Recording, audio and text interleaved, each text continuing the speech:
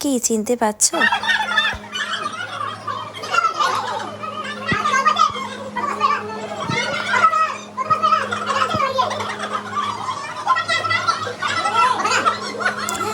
Rituals ওদের এখন তখনও চলছিল, বেশ মজা লাগছিল, তাই ক্লিপটা তোমাদের সামনে শেয়ার করলাম।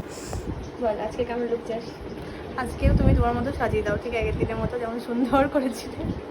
আগের দিন মেকআপ ঠিক ছিল? হ্যাঁ একদম, সবাই বলেছে খুব সুন্দর, শ্বশুরবাড়ির লোকজনও বলেছে খুব সুন্দর হয়েছে।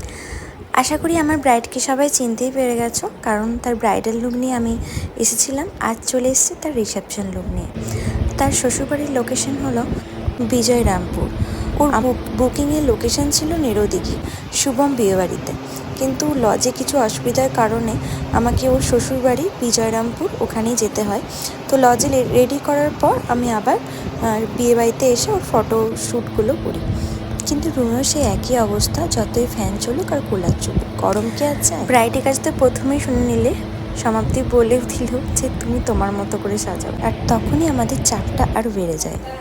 দায়িত্ব তো থাকে আমাদের, কিন্তু যখন বলে যে তোমার মনের মতো করে সাজাও, তখন মনে হয় দায়িত্বটা হয়তো আর একটু বেড়ে যায়। আমার দিক থেকে তো আমি যতটা করার আমি করেছিলাম।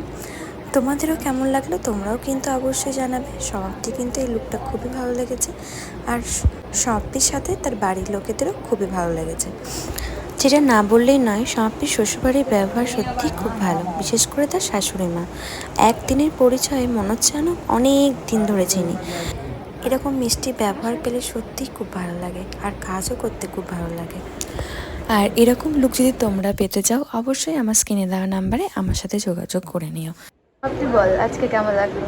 খুব সুন্দর হয়েছে, বিয়ের দিনের সাজটাও ভালো হয়েছিল, আজকের সাজটাও খুব সুন্দর হয়েছে। দুটো ডিফারেন্স করেছে তো? হ্যাঁ একদম, পুরো সাজটা দিদির ওপর ছেড়ে দিয়েছিলাম, দিদি নিজের মনের মতো করে সাজিয়ে দিতে। তারপর আমার একটা পার্টি লুকও ছিল, তো পার্টি লুকও মোটামুটি কমপ্লিট হয়ে গেছে।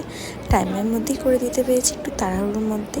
তো তারপর লজে চলে আসি। লজে চলে আসতে অনেকটা লেট হয়ে গেছিলো, কন্যাযাত্রীও চলে এসেছিলো, কিন্তু বউ আর বর কোথায়?